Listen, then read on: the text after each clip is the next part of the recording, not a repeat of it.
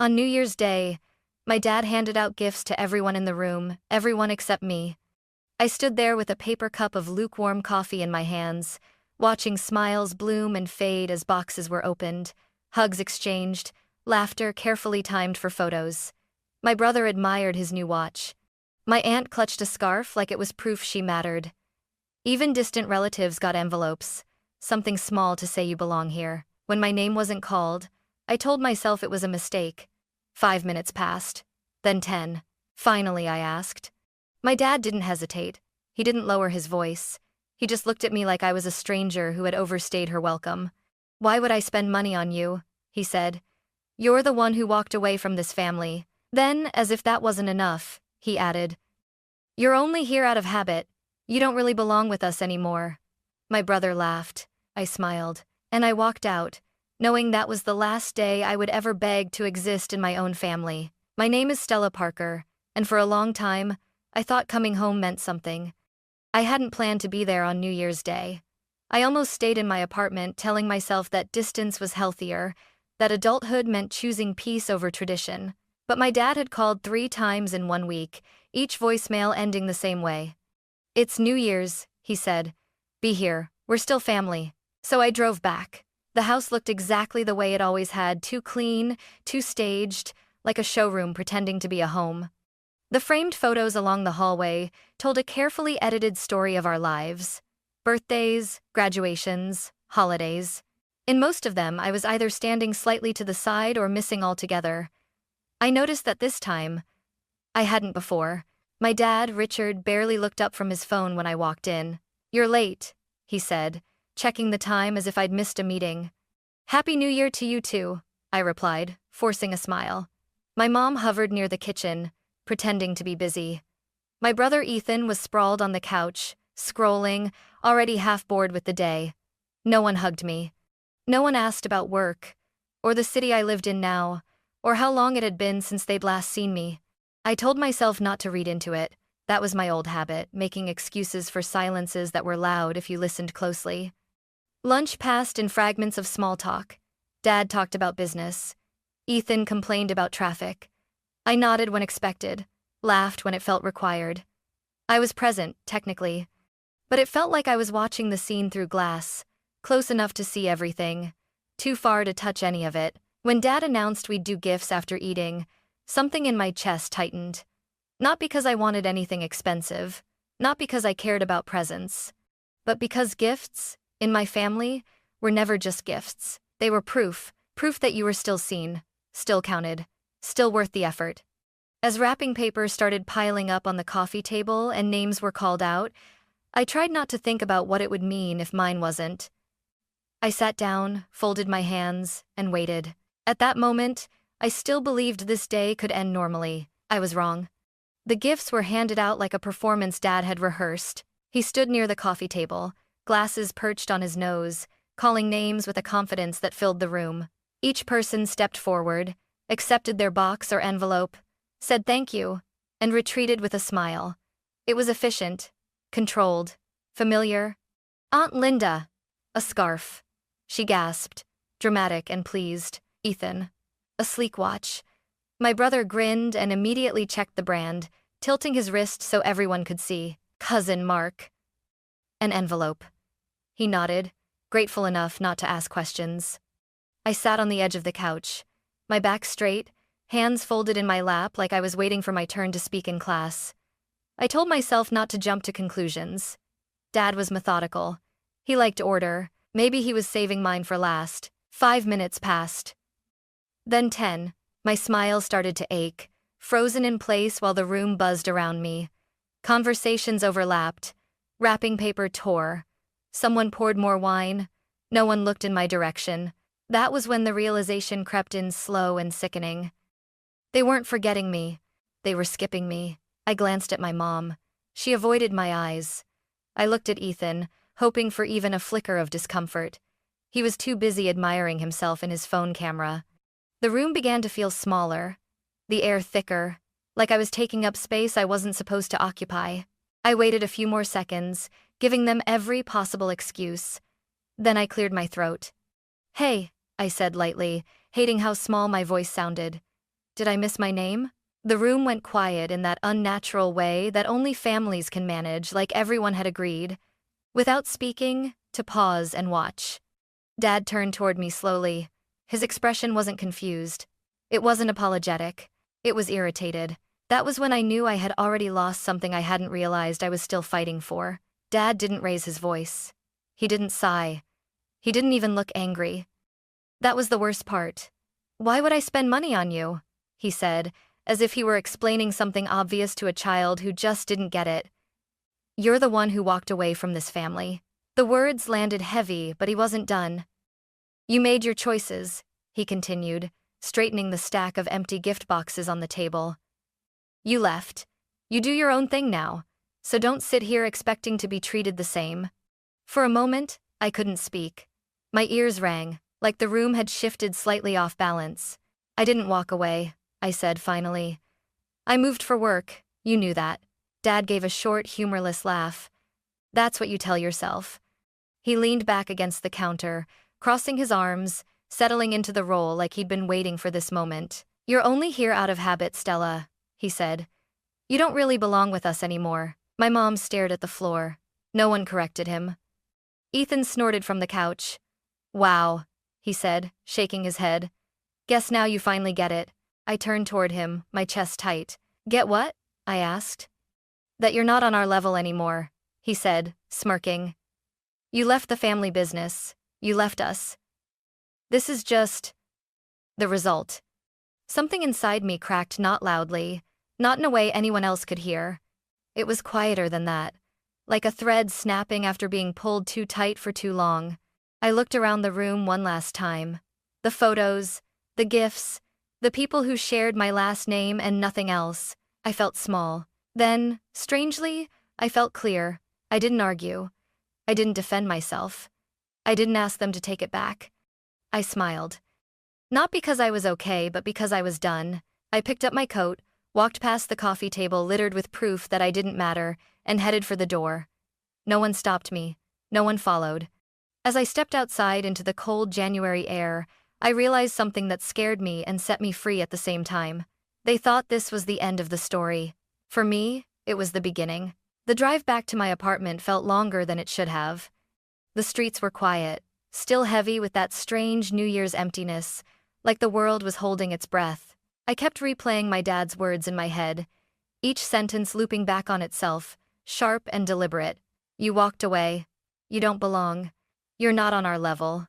That night, alone in my apartment, I finally let myself sit with the truth I had been avoiding for years.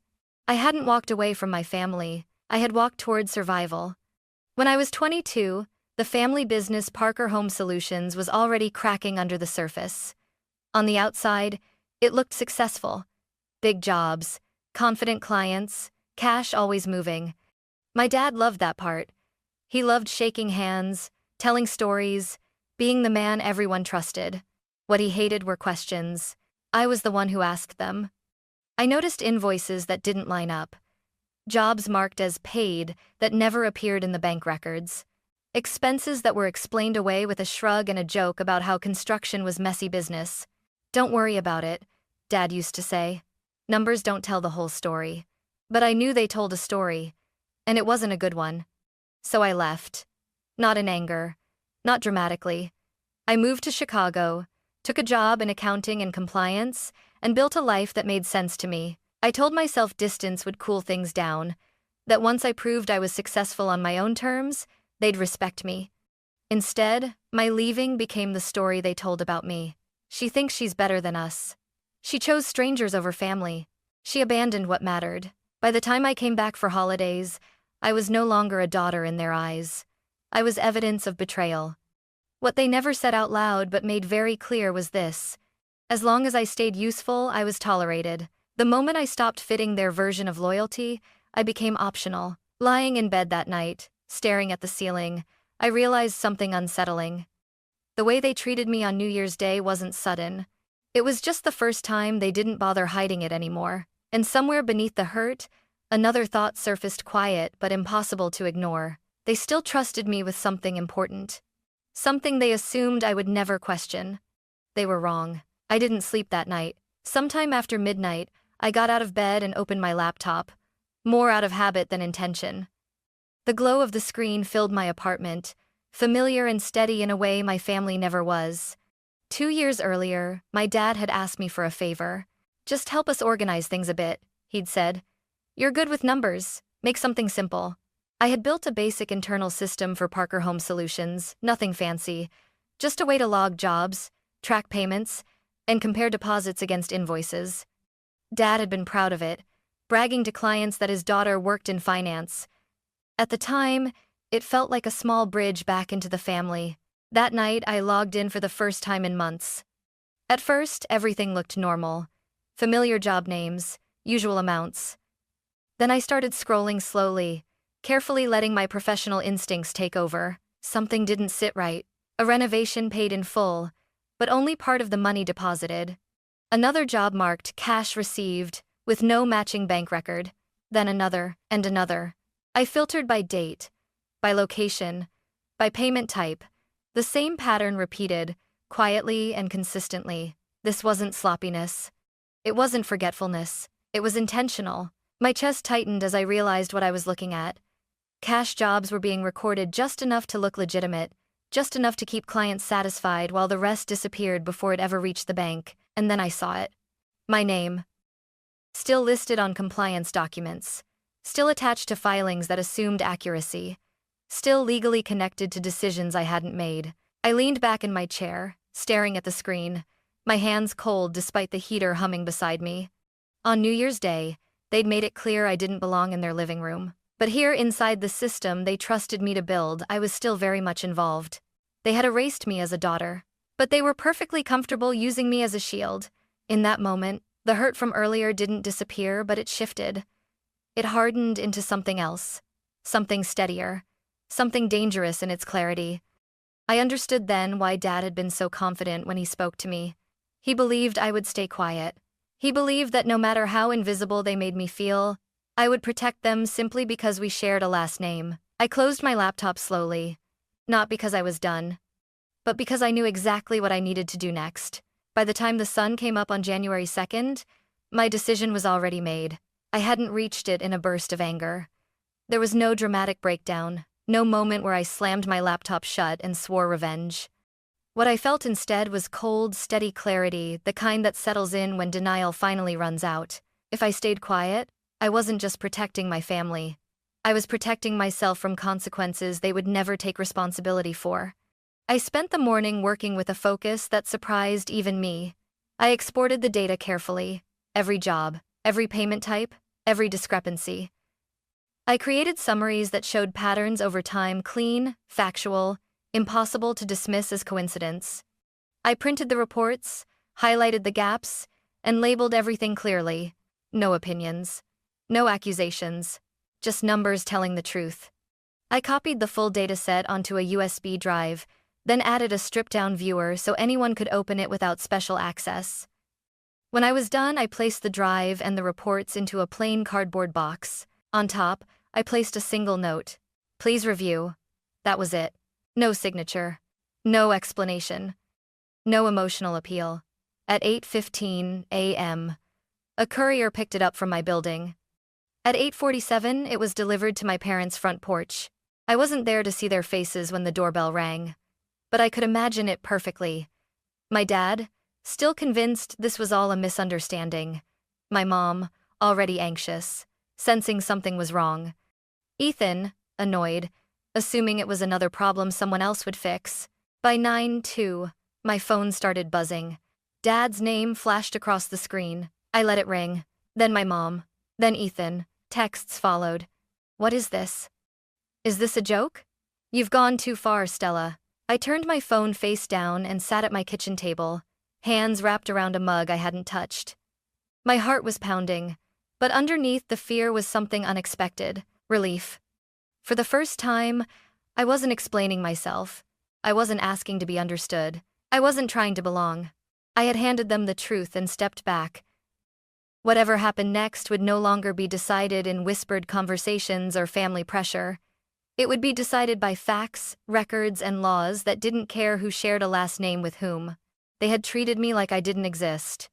Now, They were forced to reckon with something they could no longer ignore. Ethan showed up at my apartment that afternoon like nothing had really happened. He didn't knock the way strangers do. He knocked the way people do when they believe they still have rights over you. Two sharp taps, followed by a pause that assumed I'd open the door. I watched him through the peephole for a few seconds longer than necessary. When I finally let him in, he didn't sit down. He paced. "Do you have any idea what you just did?" he demanded, running a hand through his hair. Dad's furious. Mom's barely holding it together. I leaned against the counter, arms crossed. I gave them information. "You blindsided them," he snapped. "Over a stupid holiday." That word hit me harder than I expected. Stupid. "So, that's what it was to you?" I asked quietly. "A holiday?" He stopped pacing and looked at me like I was being dramatic. "Come on, Stella. You know how Dad is.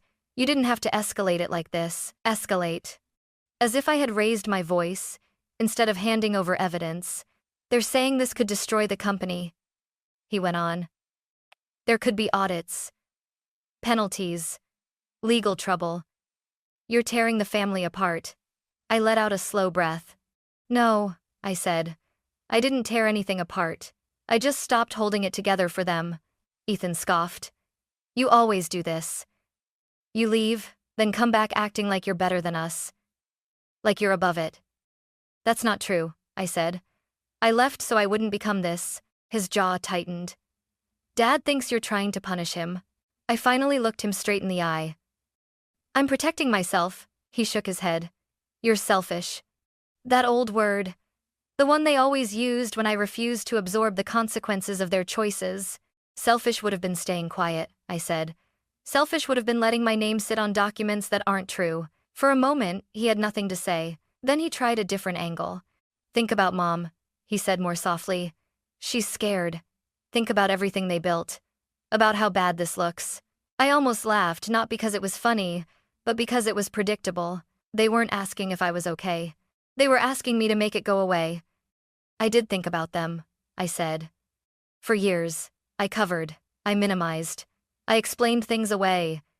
And none of that made me a daughter in that living room yesterday." Ethan stared at me, realization flickering across his face, quickly replaced by resentment. "This isn't you," he muttered. "You used to put family first." I met his gaze without flinching. Putting family first is how I ended up invisible. He left not long after that, slamming the door harder than necessary. When the apartment went quiet again, my hands were shaking, but my resolve wasn't, because beneath the guilt, beneath the fear, one truth was solid and undeniable. They didn't want accountability. They wanted silence. And for the first time in my life, I was no longer willing to give it to them. The lawyer didn't hesitate when I asked the question I had been avoiding since New Year's Day. "If I know this is happening," I said, my voice steady despite the tightness in my chest, "and I stay quiet, am I responsible?" She didn't soften her answer. "Yes."